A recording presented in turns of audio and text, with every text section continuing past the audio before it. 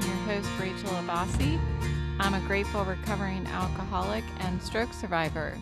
Today is Plank Challenge Day 16, and that brings us to a whopping 80 seconds if you're on the 3-minute track, and 120 seconds if you're on the 5-minute track. Good luck with that today.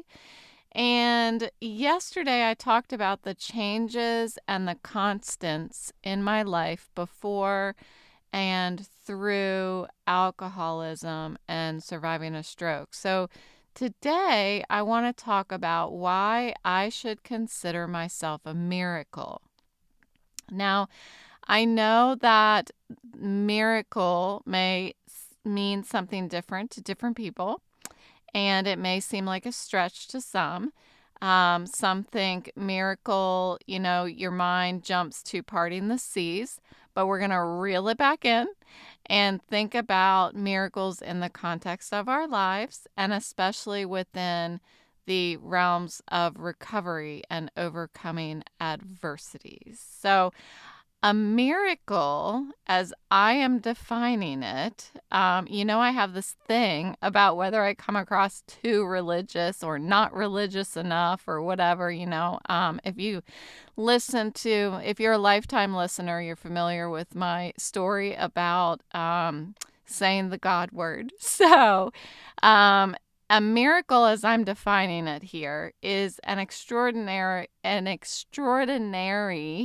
and highly improbable event or accomplishment that defies the odds. And while some may attribute miracles to divine intervention, I think that there's room for broader interpretation. So no matter what you believe in, I don't want you to click pause and not listen. So whether it's a higher power, if it's the universe's mysterious ways, or sheer inexplicable, I'm saying too many big words today, sheer inexplicable resilience of the human spirit, miracles are absolutely all around us, no matter how you look at it. I mean, I have heard so many stories just this week that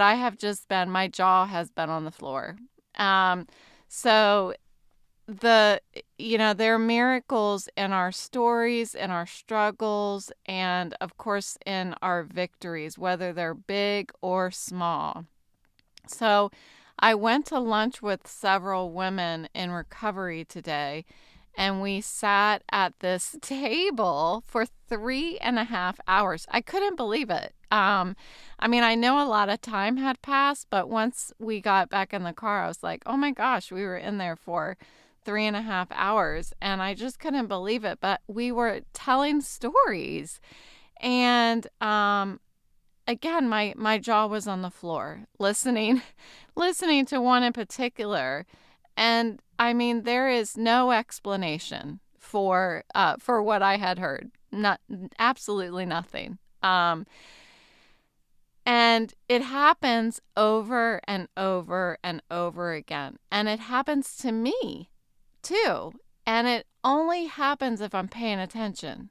If I'm not paying attention, then it doesn't happen. Obviously, when I was drinking, nothing ever happened.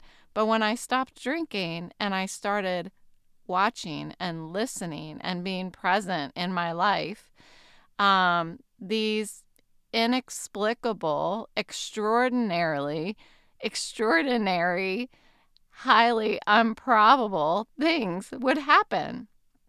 So in my quest to increase my network, I have been engaging with a lot more people.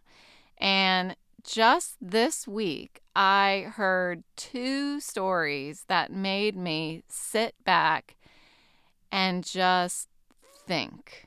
And that's all, I guess. Just think. Not think about my disability, not think about my struggles, not think about my future or my past. I just thought, when I heard these 2 things, I thought, I am right where I need to be right now, right where I could not have planned to be. I couldn't have planned for this to happen. Um, and I'm right where I want to be. I want to be right where I am. That's what I thought. And that is a miracle in itself that I could think that this week.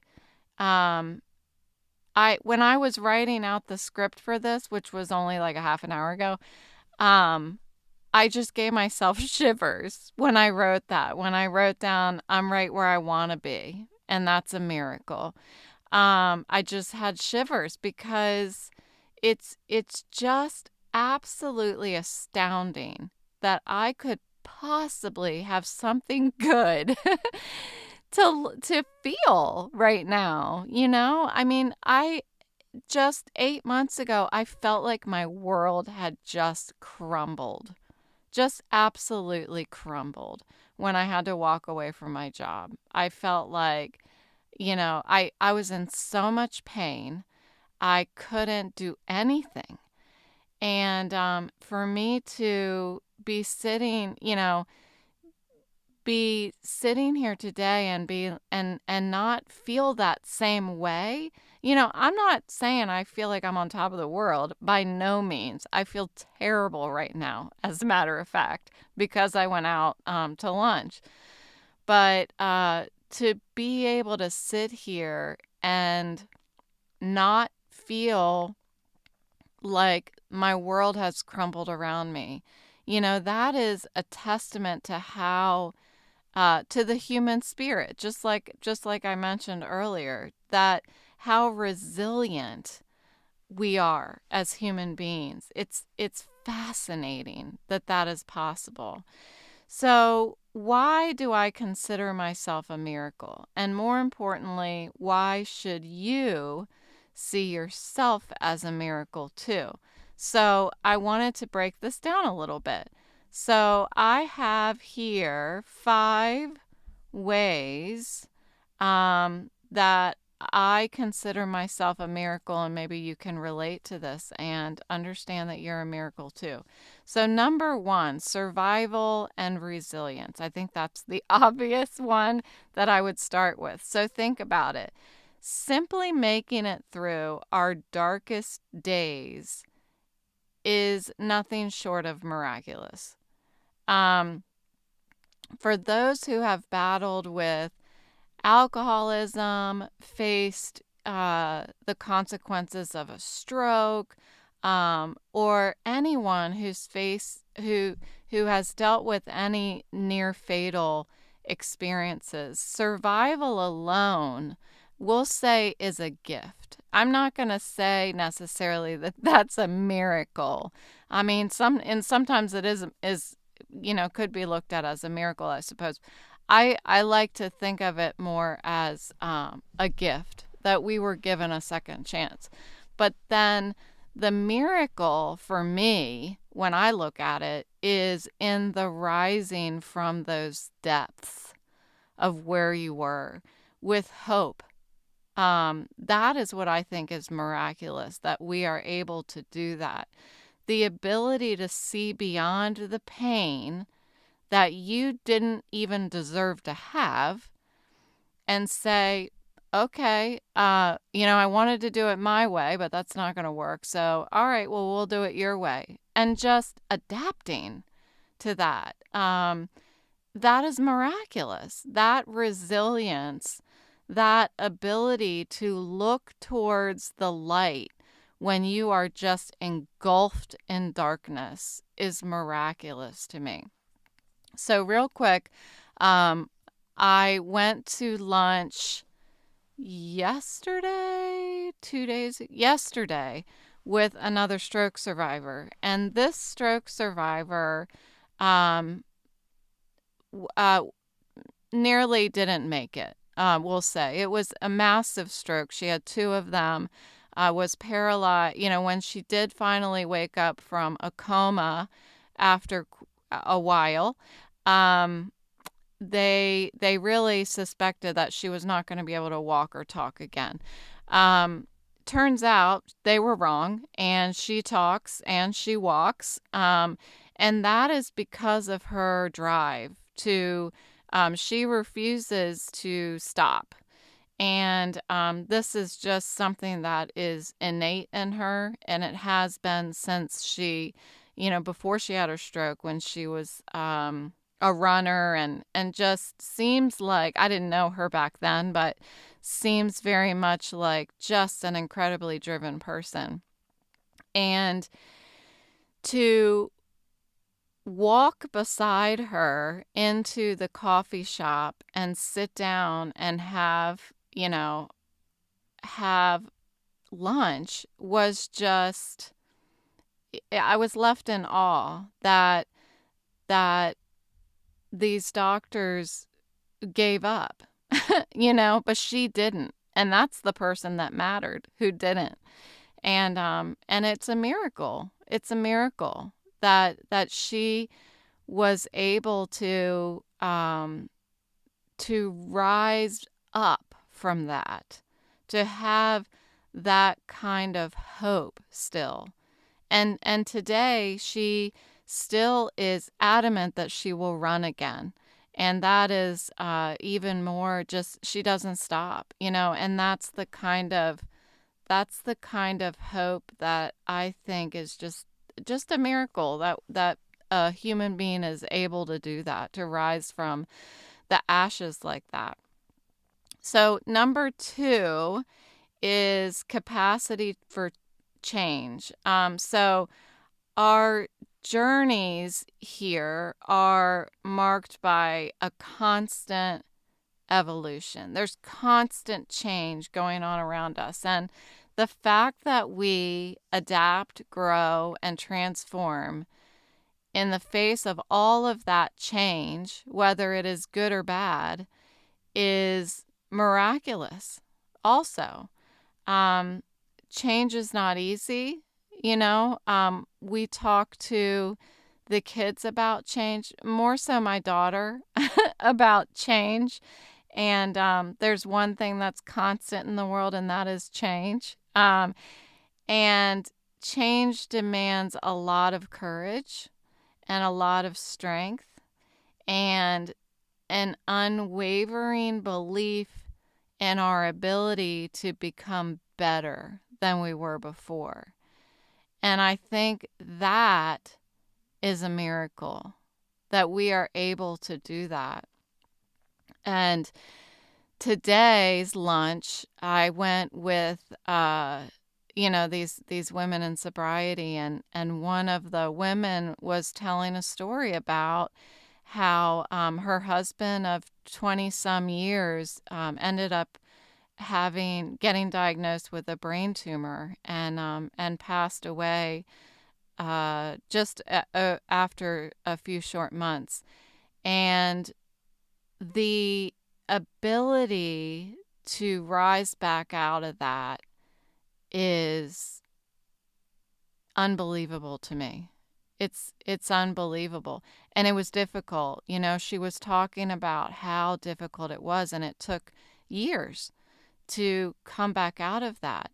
But as I was sitting there listening to her story, and she was talking about this, and she was talking about the impact that kind of grief and stress had on her body, the illnesses that actually started to unfold in her body because of that grief and that stress. And to have her sitting there again in front of me and talking about that, and not laughing during the story, but at times around that story when we were talking about other things, she's laughing, and she said she loves the ability to tell that story, because anytime that she can say his name is a gift to her.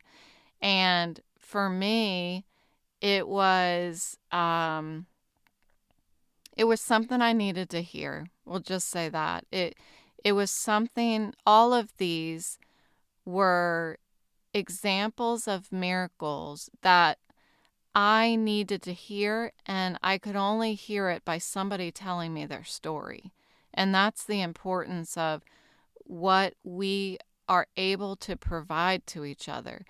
Even some people who, sit in the back of one of our sobriety meetings or, just don't necessarily like to share or talk in any scenario, not just sobriety. Those people, their stories are some that I want to hear also. And you can't, you know. And I bet you that those stories are absolutely worth hearing. So number 3 is continued hope. Maintaining hope is a Herculean task for sure. Especially when it feels like that world is crumbling around us. And yet here we are. Here I am holding on to hope still, because that's exactly how I felt 8 months ago, that the world had absolutely just crumbled around me. And this relentless optimism, this refusal to give in to, during this despair and grief, it marks our action of hitting play to listen to the podcast or hitting record to record the podcast as miraculous. And what I mean by that is, I hit record every night because I want to be a better version of me and I want to help others do the same. And you all click play because you want to be a better version of you. And this alone is that relentless optimism that you almost don't even feel like you've got. But just the fact that you're clicking play, that is hope. That is hope that makes you click that play button. And, and to have that after all you've suffered, because I know you've suffered through, stuff. And to have that kind of hope through all you've suffered is miraculous. Number 4 is inspiring others. So if your story can light even a single candle in someone else's darkness, isn't that a miracle? It's a miracle that I can live something and just share it and impact your life. Our experiences have the power to inspire each other and to motivate each other and to encourage each other so that others don't have to suffer the same way that we did.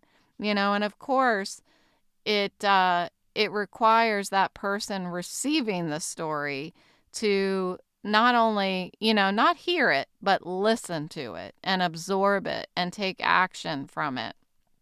And that's a gift, that's a miraculous gift that we have, that we can give each other.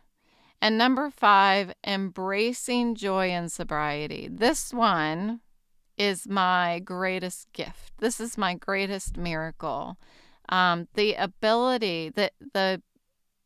ability for me to find joy in a life free of alcohol is a miracle every freaking day.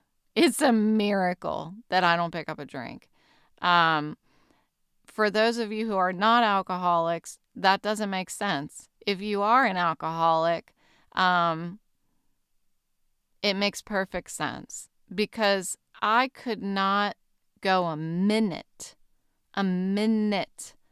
without thinking of alcohol, without thinking about how I was going to get a drink. And the fact that I am just living, day by day, and not for a second having a desire to drink, that is a miracle. And I have Alcoholics Anonymous to thank for that. Absolutely. Yes, I'm the one who had to walk in the door. I'm the one who had to do the work. But the fact that there were other people in there inspiring others and telling their story, um, that organization that was built is what is what provided me the environment that I needed in order to get to where I am today. And,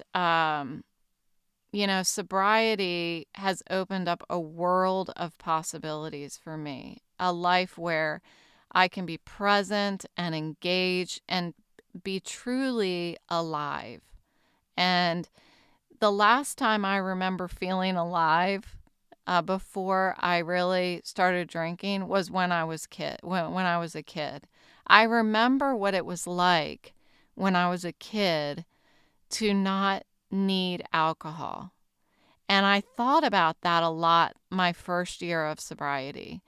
I thought about, I did it before, and that's what's interesting. I've talked to you guys about how it's when I could accomplish my firsts in sobriety, like the first time I went to a happy hour and didn't drink, the first time I went to a wedding and didn't drink, the first time I went to the store and didn't pick up alcohol, that kind of thing. That I knew that if I could do it once, then I could do it again. So what got me the first year, when I was thinking about how I, can I do this? Can I get through, day by day without a drink? What I did was I thought about what I was like as a kid. And I'm like, well, I used to get through life without drinking. I've done it before. And that might sound silly. I don't know. But to me, it worked. Like, it was the proof that I needed that I could do it. And I did it, somehow that worked for me. So if it helps anybody else, then great. And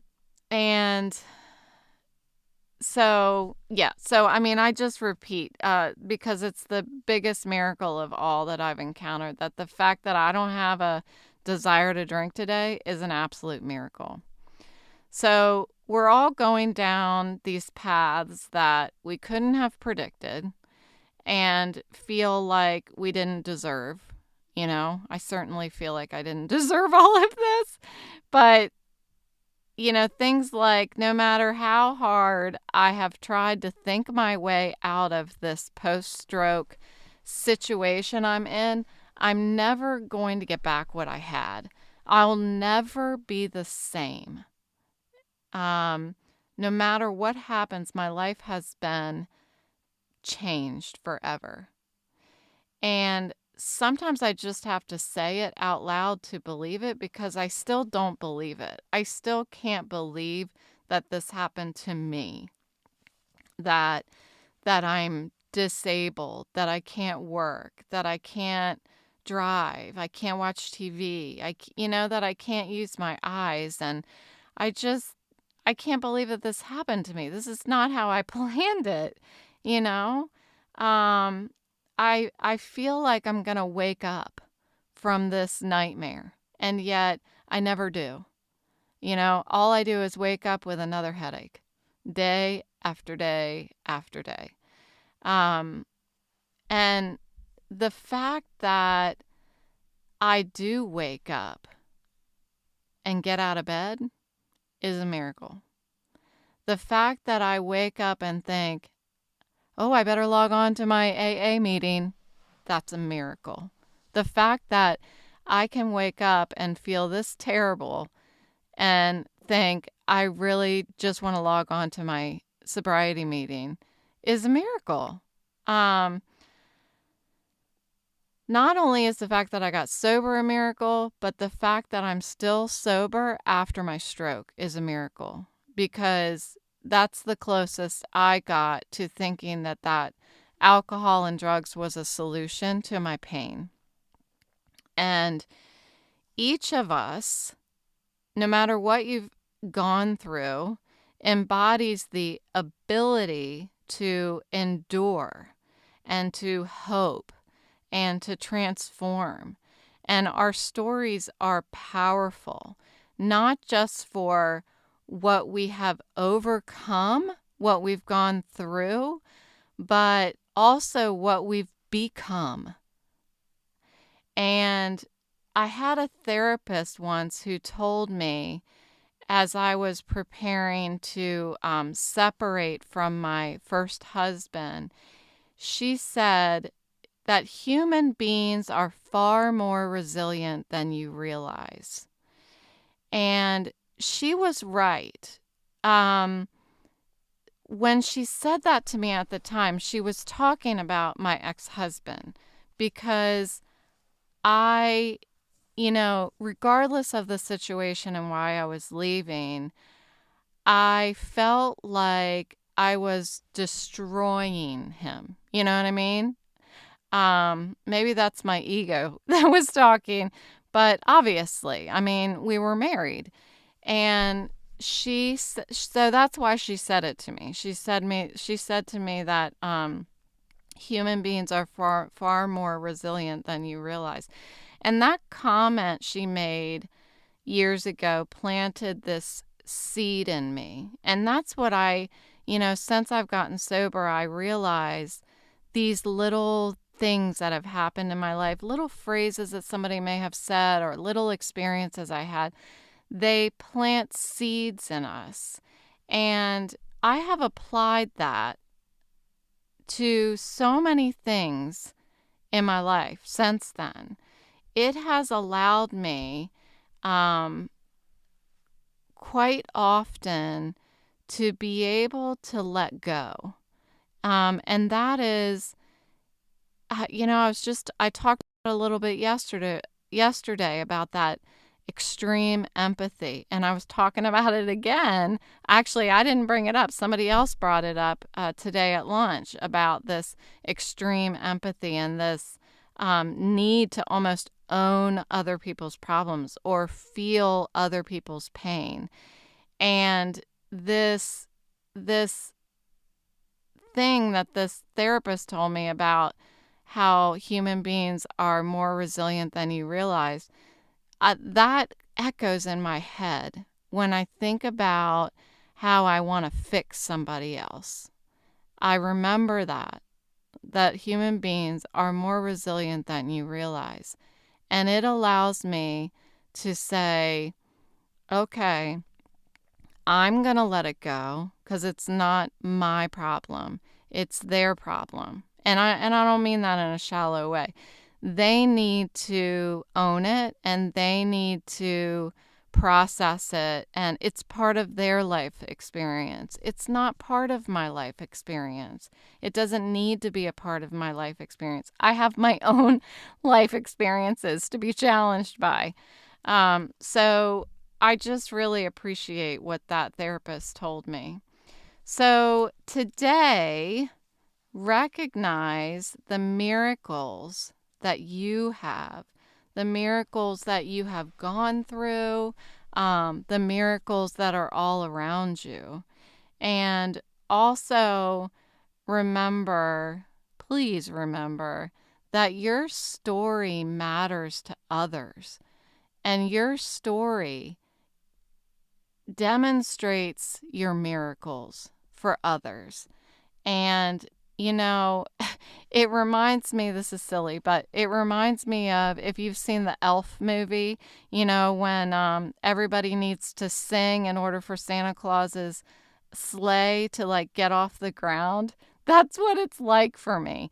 That meter on Santa's sleigh where he's needs, I don't know what, the believe meter. He needs people to believe in Santa in order for the sleigh to get off the ground. I feel like the hope meter can only rise the more we tell our stories to one another. That's how we bring hope. That's how we lift each other, and we get those seeds planted in one another. These two stories that I heard this week, they increased my hope meter. and I need that. I need all I can get. So I appreciate those women telling me their stories this week because I needed it. That's what I needed so bad. So remember that, remember when you're like, I don't know, I don't have anything to say. Tell your story to somebody because I guarantee you it's going to increase their hope meter for sure. So thank you for joining me today on Recovery Daily Podcast. I will talk to you tomorrow.